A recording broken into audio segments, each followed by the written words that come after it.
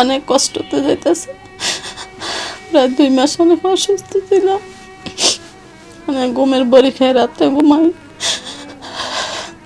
শুনছি গল্লি করছে, তার মাথা তো গেছে অর্ধেক সাইড, মজক গিয়ে বাড়িয়ে গেছে গিয়ে দেহ নাই ছবি।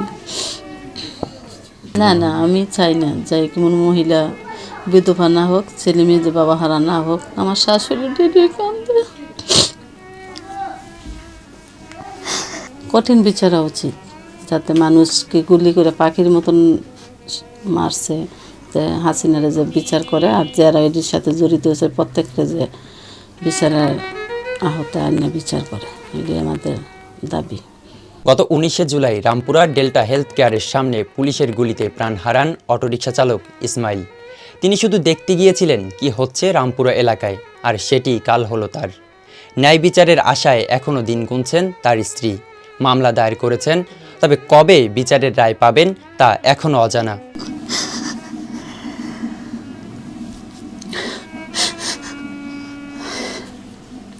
কষ্ট, আমার দেশে একজন ইনকামের মানুষ ছিল, আমাদের আর ইনকামের মানুষ না।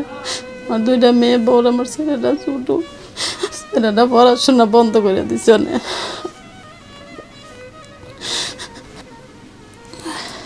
কষ্ট তো দিন যাইতেছে আর কি। আত্মীয় স্বজনে কি ডেলি ডেলি দেখে, প্রায় 6 মাস শেষ, 7 মাসও পড়ছে। এমনি অনেক কষ্ট করে চলতেছে। আমার বাইরে কিছু কিছু দেয়, এটা দিয়ে আমরা অনেক কষ্ট করে চলতেছে আর কি। 55। না না, কেউ এবার ধরেই না, সরকার এবার কিছুই করছে না। জামাতে তো দিছে 2 লাখ টাকা। আর অন্য কোনো জায়গায় না না, অন্য কেউ তেমন টাকা দেয় না। চুলায় পানি তো বলতেছে দিব, কিন্তু আমার কাগজপত্র সব আছে, বলছে যে সোমবারে বা মঙ্গলবার দিতে পারে, আবার দেয় না আর কি। শুনছি কেউ বলে যে ধরতে আসে না, কেউ বলে যে যাইতে চাইছিল গেরির ভিতরে, কিন্তু দেয় নাই, জায়গা দেয় নাই। এটা আর কি মানুষের তো শুনি, আমি তো জানি না, দেখি না, সেটা আর কি। একজনে এক কথা বলছে এটি। সে আন্দোলন আমার বলছে, আমি আসর নামাজ পড়ে নাকি গেছে সেদিকে, আবার জাগোর সাথে গেছিলো, এরা বলছে যে ডিমের পানি নিয়ে গেছিলো আর কি। কিন্তু আমি নিজের চোখে যেটা জানি না, আমি মানুষের তো শোনাটা আর কি।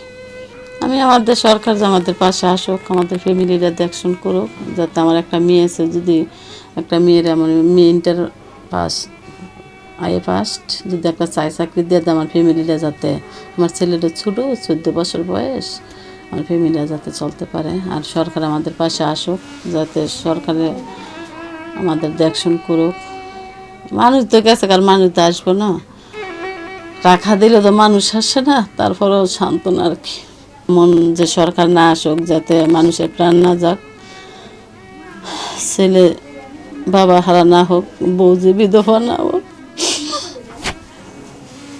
সরকারের কাছে বিচার দাবি করছেন, সুস্থ বিচার চাই, যে আমার স্বামীকে মারছে হাসিনা রিয়াতে দেরি হয়েছে, যাতে এরা ঠিক মতো আমাদের বিচারটা আমাদের করে আর কি। আমার 2 মেয়ে বড়, ছেলে ছোট, 14 বছর বয়স। ছেলেটা মাদ্রাসায় পড়াশোনা করতো, অনেক পড়াশোনা অফ করে দিছে, মানে একটা মোবাইলে কাজ শিখতে দিচ্ছে আর কি, যাতে আমার ফ্যামিলিটা তো মানুষের আত্মীয় স্বজনে কয়দিন দেখবো কারে বলেন।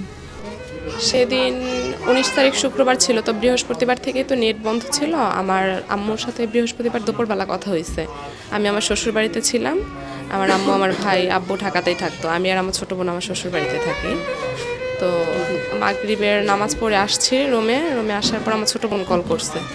কল করার পরে আমি কলটা ধরতে পারি না, আবার কল ব্যাক করছি। ব্যাক করার পরে তখন বলতেছে আব্বুর নাকি গুলি লাগছে। তো আমি ভাবছি এর আগের দিন আমাদের পাশের রুমে একজনের রাবার বুলেট লাগছে, তো আমি ভাবছি হয়তো বা ওইরকম কিছু, গুরুতর কিছু না। তো আম্মুর মোবাইলে কল দিতেছে, আম্মু কল ধরতেছে না। তো বাড়িতে আমার চাচুকে কল করছি, উনি কল করার পরে মানে উনি বলতেছে তুমি টেনশন করো না, ওইরকম কিছু হয়নি। তো যখন মানে চাচুর কান্নাকাটির আওয়াজ শুনতেছিলাম, পরে আমার দাদির কান্নাকাটির আওয়াজ শুনতেছিলাম, তখনই ভাবছি হয়তো বা গুরুতর কিছু হয়েছে। পরে একটু পরে খবর পাইছি যে আমার আব্বু মারা গেছে, উনি আর বেঁচে নেই। তো ওইরকম মুহূর্তে তো আমি ঢাকাও আসার মতো সিচুয়েশন না। তারপর জানানো হয়েছে যে লাশ বাড়ি থেকে নিয়ে যাবে আর কি। না না, অবশ্যই যাব না, কারণ আমার মতো যারা বাবা হারা হয়েছে তারা অবশ্যই জানে যে বাবা হারানোর কতটা কষ্ট। তো আমি কখনোই চাবো না এই দিন, এই মাসটা আর কারো জীবনে ফিরে আসুক, যাতে আমরা সুন্দর একটা বাংলাদেশ চাই, সুষ্ঠুভাবে, যাতে সব কিছু সরকার যাতে সুন্দরভাবে পরিচালনা করতে পারে, এটাই। আর আমার বাবাকে যারা মানে হত্যা করছে তাদেরকে আইনের আয়তায় এনে যাতে কঠোর থেকে কঠোরতর শাস্তি দেওয়া হয়, আর আমার ফ্যামিলির পাশে যাতে সরকার দাঁড়ায়। এমন বিচার হওয়া উচিত যাতে সারা পৃথিবীর মানুষ মনে রাখে যে কতগুলো নিরীহ মানুষের প্রাণ গেছে। হ্যাঁ, দৃষ্টান্তমূলক শাস্তি চাই আমি তাদের।